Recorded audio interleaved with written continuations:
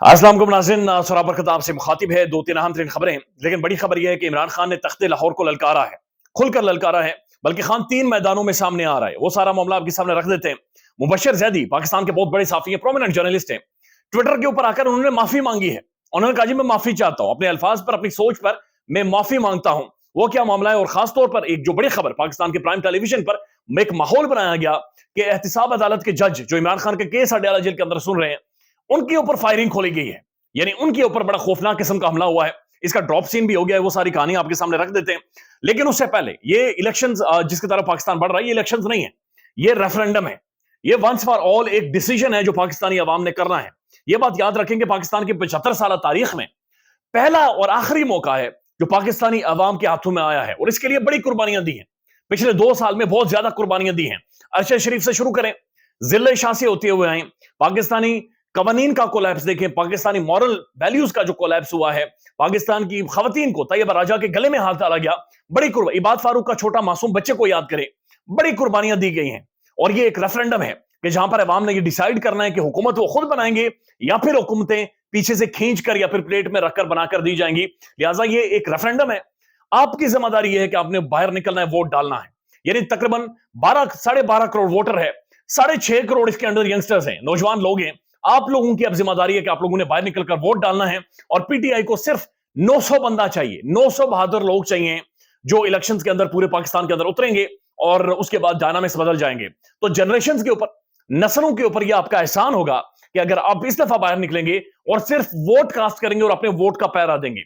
एक दिन है 8 फरवरी का, और वो दिन डिसाइड करेगा कि हमारी नस्लों ने आगे किस तरह से जीना है और पाकिस्तान के अंदर पॉलिटिक्स आगे किस तरह से चलेगी। अब डर और खौफ का अंदाजा यहां से लगा लें कि तहरीक इंसाफ के तकरीबन 10 से 12 कैंडिडेट हैं जो सामने आए हैं, और उनका रियल मीनिंग्स में, ये कोई मजाक नहीं है, उनका ये कहना है कि वो नॉमिनेशन पेपर्स लेते हैं, बाहर पुलिस खड़ी होती है।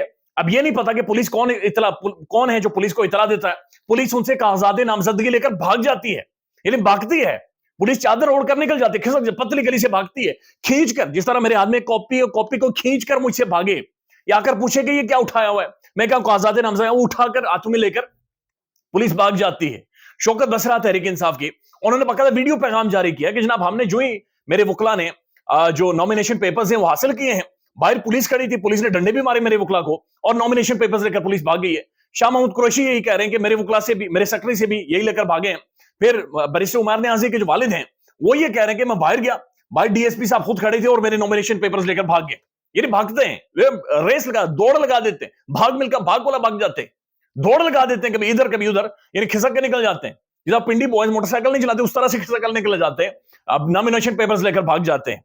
तहरीक इंसाफ के लोगों को यह मशवरा है, या बहुत सारे लोगों ने यह मशवरा लेना, आप इस तरह करें, मोटी बुनियान पहने, या अंदर एक और ड्रेस पहने, एक और कपड़े अंदर पहन कर जाएं, बाहर भी कपड़े पहने, या फिर मोटी बुनियान पहने, तो नॉमिनेशन पेपर्स लेकर बुनियान में छुपा दें और एक फोटोकॉपी करवा लें, और जाली जो फोटोकॉपी है वो पुलिस के हवाले कर दें, ताकि पुलिस वो लेकर भागती रहे और अब वो असल नॉमिनेशन पेपर्स लेकर बाहर आ जाए। यानी अंदाजा लगा लें कि सिस्टम इस लेवल पर कोलैप्स कर चुका है, मामला यहां तक आ चुका है। ये जो जंग है, ये जो कालाबाजियां हैं, ये जो सिस्टम के अंदर फड़क है, वो ये है कि आपने नॉमिनेशन पेपर्स लेकर भागने हैं। यानी और क्या हो सकता है, हमें यानी अंदाजा लगा लें, तहरीक इंसाफ के टिकट के ऊपर जो भी इंतखाबात लड़ने जाता है, एक तो रात की तारीकी में उसके घर पर छापा मारा जाता है, उसे पकड़ा जाता है, गिरफ्तार किया जाता है, या फिर दूसरा तरीका है नॉमिनेशन पेपर्स लिए जाते हैं, इन्हें किसी भी तौर पर आजाद नहीं किया जा रहा। तो ये आखिरी वो झटके हैं जो सिस्टम जब बिल्कुल कोलैप्स हो रहा है ना, जब बिल्कुल उसकी तबाही निकल गई है, तो ये आखिरी सांसें हैं जो लेने की या दबाने की या डराने की धमकाने की कोशिश की जा रही है। इसके अंदर दम नहीं है। इस तरह से इंतखाबात नहीं मैनेज होते। ये 25 करोड़ आबादी का मुल्क है, ये ठेके पर नहीं है मुल्क, तो इस तरह से इंतखाबात या इस तरह से चीजें नहीं मैनेज होती कि आप ये कह दें कि नॉमिनेशन पेपर्स लेकर पुलिस चादर ऊपर रख के भाग जाएगी और चीजें ठीक हो जाएंगी। तो तमाम नौजवान लोग, जितने भी ज्यादा नौजवान है पाकिस्तान भर से, जाकर नॉमिनेशन पेपर्स लें, टिकट हासिल करें, इंतखाबात लड़ें, 22-22, 25-25, 50-50 कवरिंग कैंडिडेट खड़े करें, सब लोग खड़े हों, ना सिर्फ नॉमिनेशन पेपर्स हासिल करें, उन्हें प्रिजर्व करें, जमा करवाएं, टिकट लें, इंतखाबात के अंदर आए, बल्कि वोट कास्ट करें। यकीन माने ये जो वोट कास्ट करना है, ये इस दफा डिसाइड करेगा कि ये मुल्क कैसे चलेगा और कैसे नहीं चलेगा। और ये बात याद रखना जरूरी है कि 75 साल तारीख का ये पहला और शायद आखिरी मौका होगा, क्योंकि एक बड़ी लंबी जंग हुई है, एक बड़ी लंबी टक्कर हुई है, और उसके बाद अवाम के हाथों में ये मैंडेट आ गया कि अवाम डिसाइड करेगी, दिस मैनेज किया जाएगा, धांधला चलेगा, सब कुछ होगा, लेकिन बहरहाल अवाम डिसाइड करेगी कि ये सारे मामला किस तरफ जाएंगे। अब एक और खबर है, اس سے پہلے مبشر زیدی صاحب پاکستان کے پرومیننٹ جرنلسٹ, انہوں نے معافی مانگی ہے. آج سے کچھ دن پہلے انہوں نے ٹویٹ کیا تھا, اور ٹویٹ کر کے انہوں نے کہا تھا کہ ایسے مظالم ماضی میں بھی ہوتے رہے, لیکن ان مظالم سے نکلا کوئی نہیں ہے, پولیٹیکل پارٹی مقبول ہی ہوتی گئی ہے. اس کے اوپر سوشل میڈیا پر رولا پڑا کہ نہیں نہیں نہیں, مبشر زیدی صاحب ٹھیک کریں, اپنی تاریخ ٹھیک کریں, ایسے مظالم پہلے نہیں ہوئے, اتنی تباہی پہلے نہیں ہوئی, اتنا کچھ بنگلہ دیش کے اندر بھی نہیں ہوا جناب. یہ بہت زیادہ ہے, یہ ایکسٹریم ہے, اس سے بڑا کولیپس نہیں ہو سکتا, اس سے زیادہ ظلم تشدد نہیں ہو سکتا جتنا اب ہو رہا ہے. مبشر زیدی صاحب نے اب آ کر ٹویٹر کے اوپر معافی مانگی ہے. جی بالکل, عوام ٹھیک کہہ رہی ہے, لوگ ٹھیک کہہ رہے ہیں کہ اس سے زیادہ ظلم پاکستان کی 75 سالہ تاریخ میں نہیں ہو. لہٰذا ایک بڑی قربانیاں ہیں, بہت بڑی جنگ ہے, بہت بڑا متھا لگا ہے, بہت سارے لوگوں نے قربانیاں دی ہیں, برکس نکل گیا ہے عوام کا. لہٰذا عوام نے ڈیسائیڈ کرنا. حامد میر صاحب کی وہ ویڈیو بھی وائرل ہو رہی ہے جہاں پر وہ کہنے لگے تھے کہ بند کمروں میں انہیں بلا کر دھمکیاں دی گئی ہیں, لیکن بہرحال میر صاحب بول رہے ہیں, میر صاحب از بیک. حامد میر ایک بہت بڑا نام ہے پاکستانی صحافت کا, اور انہیں بھی اگر دھمکیاں دی جا رہی ہیں تو اندازہ لگا لیں کہ معاملات کس طرف جا رہے ہیں. اب خان خود نکل کر سامنے آ گیا. جی عمران خان کہہ رہا ہے کہ میں 3 میدانوں کے اوپر لڑوں گا. پہلا اس نے کہا کہ میاں والی, جو خان صاحب کی ہمیشہ سے سیٹ ہے جہاں سے عمران خان لڑتے ہیں, اور اسی سیٹ کو وہ آگے لے کر بھی جاتے ہیں, میاں والی سے خان آ رہا ہے. پھر لاہور سے, تخت لاہور جہاں پر کنٹرول رہا ہے شریف خاندان کا ایک لمبے عرصے تک. پاکستان کی سیاسی تاریخ میں سب سے زیادہ ٹائم انہوں نے لاہور کے اوپر قبضہ جمایا, لاہور کے اوپر پیسے خرچ کیے ہیں, بڑا تگڑا ریونیو بھی انہوں نے خرچ کیا ہے. ایک کنکریٹ تو بنا دیا, بہرحال ایک ماحول لاہور کے اندر بناتے ہیں, لاہور کنٹرول کرتے ہیں, لیکن لاہور ان کی ہاتھوں سے کھسک گیا ہے.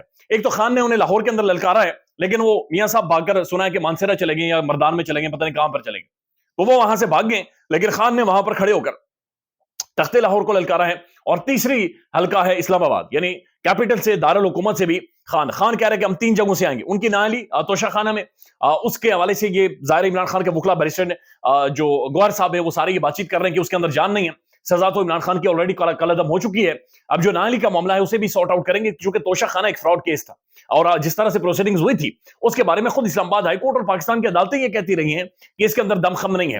سائفر والا معاملہ بھی سارا بڑھ گیا ہے جب سے یہ خبر سامنے آئی ہے کہ پاکستان کی پریمیئر انٹیلیجنس ایجنسی نے فورن آفس کو یہ کہا کہ پاکستان کا کوئی سیکیورٹی کوڈ کمپرومائز نہیں ہوا, پاکستان کے کمیونیکیشن کے کوئی راستے, انہیں کوئی بریچ ان کا نہیں ہوا, کوئی وائلیشن ان کی نہیں ہوئی. لہٰذا پاکستان کی کمیونیکیشن جو گلوبلی ہوتی ہے, دنیا کے ساتھ ہوتی ہے, وہ محفوظ ہے. لہٰذا اتنا کوئی بڑا مسئلہ نہیں ہے. اس کا ٹیکسٹ اور وہ بھی انٹرپریٹ کر کے عمران خان نے مختلف جگہوں پر شیئر کیا. تو لہٰذا یہ بھی بڑی خبر ہے کہ خان میدان کے اندر آ رہا ہے.